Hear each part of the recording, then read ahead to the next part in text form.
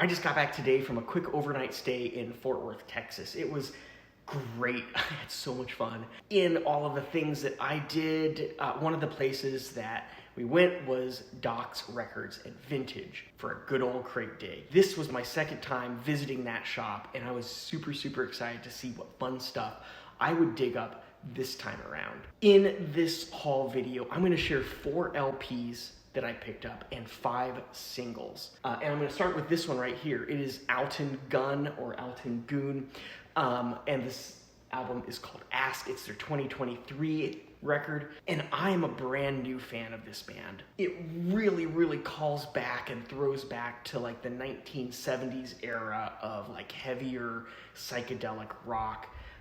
Bands like the Bubble Puppy, Clear Light, any of those that had the heavier rock sound, you can list them as influencers of Alton Gun. This band is from Turkey. They sing in Turkish, and it's really good stuff. I haven't listened to much, but I'm super excited to check this out. This pressing right here, it says that it is Amsterdam's finest Turkish psych revivalists. This is the indie exclusive on Ghostly Orange vinyl. I can't wait to see what this looks like. Actually, you know what? Why don't we just take a look right now? I haven't yet opened it, so this is the first time I'm checking it out. So it's kind of an unboxing video too, right? So first off, right off the bat, it's got this kind of craft style inner sleeve. Usually you get the white inner sleeve, so right off the bat, this is kind of cool. Let's see what Ghostly Orange vinyl looks like. This is cool, check that out. Isn't that sweet? I love it. I cannot wait to listen to this album. And on the back, I'll show you that as well. You've got the track list, some photos of the different members. It really has that kind of 1970s look. Actually, this right here kind of calls out like Khruangbin and Leon Bridges, the covers that they do. So there's some tie-in to some modern artists and stuff like that as well. I love it. I can't wait to hear it. I have totally been obsessed with Low since Hey What hit #1 on my best albums of the year for 2021. Prior to that, I was kind of a Fairweather fan. I have to give a shout out here to YouTube user Broken Hill 42, who commented on my 10 most played albums video, which featured Hey What, and he commented that that album might just be the #1 of the decade, even though we are just 3 years into it. Yes, it is that good. I'd have to say that, you know, he might be onto something. Well, it appears that Sub Pop has repressed some of the other Low albums that have been out of stock from their catalog the past few years, including this one right here, Come On from 2011. You've got The Invisible Way from 2013, Double Negative, I think that was 2018 or so. That received reissue treatment as well earlier this year, and I believe 1s and 6s may even have had a repress too. Now, I picked up Come On, which is, like I said, originally released in 2011. I haven't done the due diligence yet to see if it's an exact replication of the 2011 pressings, or if it has like a different matrix and run out in the dead wax right outside the label. Either way, the only 2020 repress listed on Discogs as of right now is listed for Europe. Top picks off of this album include the opening track, Try to Sleep, and a pair from the B-side, Nightingale and Nothing But Heart. I strongly recommend checking out all 3 of those. Doesn't quite live up to Double Negative, and of course, Hey What, nothing really by Low lives up to Hey What, but it's still really good. So continuing my haul video from my trip to Fort Worth this past weekend is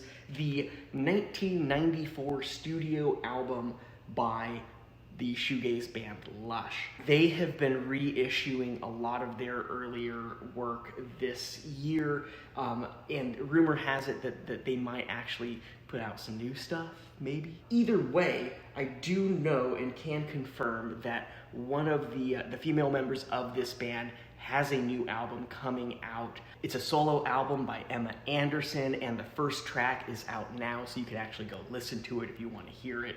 But this one, Split by Lush, from 1994. I'm pretty excited about this one. Let's actually take a look, because this is supposed to be on limited edition clear vinyl. It's out on 4AD, another one of those labels, kind of like Creation Records, that have a lot of like early stuff from the shoegaze movement. This is not the only Lush album I have. I actually found an original 12-inch EP or single or maxi single at Josie Records a number of months ago that was really, really cool. I had to call them up. I saw it on their Instagram. I called them up and had them hold it for me. And when I got there, like 30 minutes later, they're like, dude, they had like 5 or 6 other people call me like right after and request that one as well. And I was able to snag it thanks to some quick dialing. I also have their album Spooky on cassette, which is kind of cool. But my cassette player is kind of out of commission at the moment. I need to get it into a vintage repair shop so I can get that fixed. But here we go. Let's take a look. Right off the bat, we've got a printed inner sleeve, which is kind of nice. I like that. It looks nice and solid. You know, this kind of reminds me of the 20th anniversary pressing of the Pale Saints and their album Comforts of Madness. I love that album. That's more of a newer one for me as well, and probably gets really, really high there on my top shoegaze albums of all time. Let's see what the clear wax looks like. Well, it's your standard clear wax, but I do like it. Lush on the label. I love those labels. Look at that. Lush, Split. It just looks really good. I love the design. All of the first 3 LPs were new. I did them in alphabetical order, and the last one is a used pressing, and this is going to be kind of fun. Check this out. This is called The Rebel Kind. It is a collection of contemporary garage and psychedelic bands. And when I say contemporary, this was released in 1983. So this album is 40 years old. It was in like the garage and psych compilation. So like right behind that, you had the Nuggets section. This is like, bring it forward. You've got like Pebbles, which was like even deeper cuts of like early garage rock, you know, not the stuff that Nuggets released, because that was more like radio friendly. This was like true deep cut garage rock, like pseudo soul, garagey soul, and psychedelic bands, taking that forward about 20 years to the early 80s. And what drew me to this specific compilation was a few bands that are featured here. You've got the Nomads, you've got the Viceroys, you've got the Fuzz Tones, and one that I really enjoy is the Miracle Workers. So a lot of these like early 80s like garage rock resurgence bands. And I've been kind of thinking about doing a kind of a compilation, like a garage rock resurgence binge, and kind of talking through a few of the albums that I love from that era. Because I went on a pretty deep dive at one point and picked up a number of bands from the 1980s and maybe even a hint of the early 90s from that garage rock resurgence. So if you want to see that, let me know down in the comments, and I'll start pulling that together.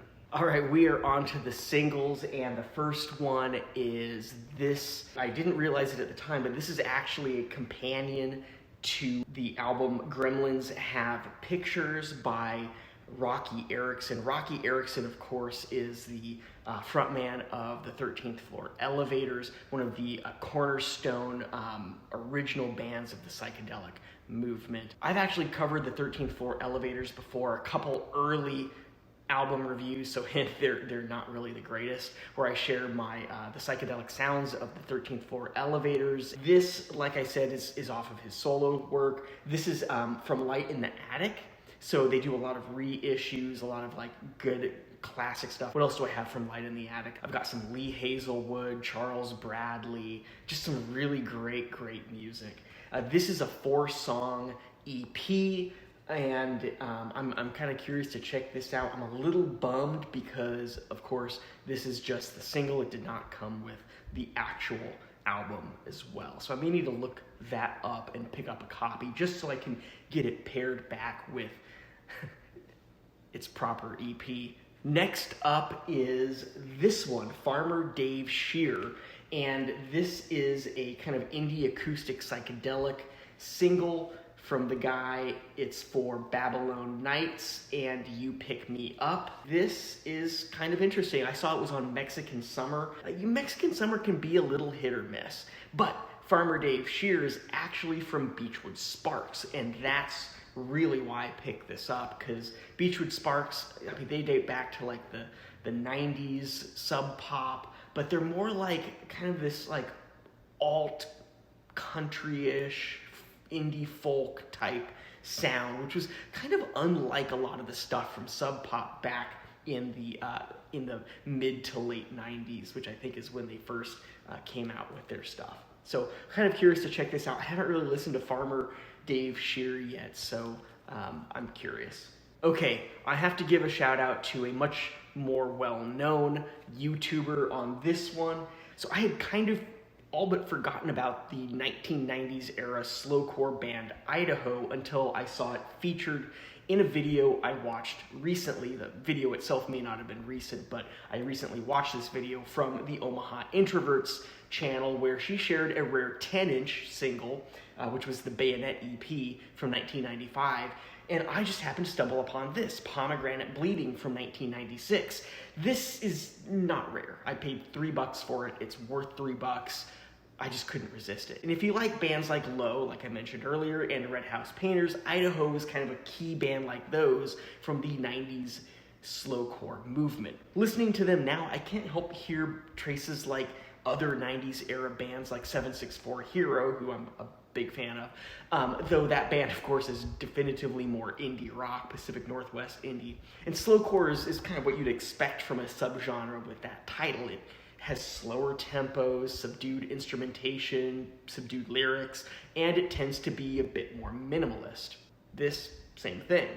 Where Idaho has some parallels to indie rock, others like Low paralleled a melodic shoegaze, and Jason Molina of Songs Ohio married slowcore with Americana. So it also had kind of this vast range within that subgenre of artists that kind of embodied that sound.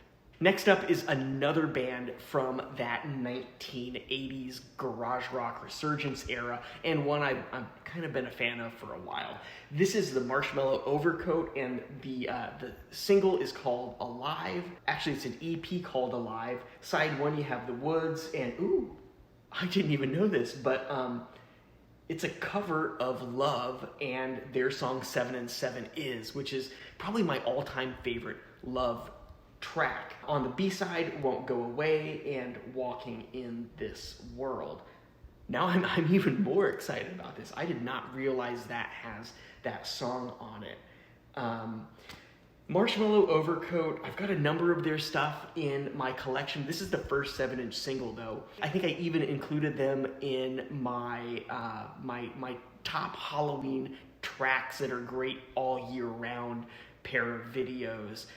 They've got some really great Halloween-like tracks, so they're a lot of fun. They're so quirky and awkward and odd.